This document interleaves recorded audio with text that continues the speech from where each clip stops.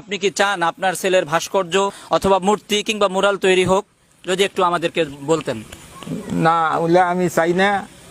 ইসলামী অনুযায়ী যেটা করলে ছেলের সওয়াব হবে, কবরে সওয়াব যাবে বা 10 ভাইয়ের কাজে লাগবে, সেটাই আমি চাই।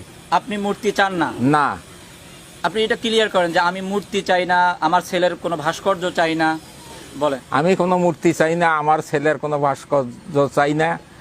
আমার ছেলের নাম প্রচার করতে পারবে। হ্যাঁ, আমরা শুনছিলাম। কেন চান না মূর্তি ভাস্কর, কেন চান না একটু যদি বলতেন? ওটা তো আমার ইসলামী শরীয়তি নয়, ওই জন্য আমরা চাই না।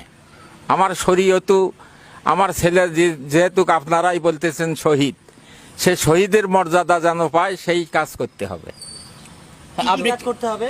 হ্যাঁ, মানে মূর্তি ছাড়া আবু সাইদকে নিয়ে কি কাজ করলে আমরা খুশি হব? সড়ক নির্মাণ বা মসজিদ মক্তবে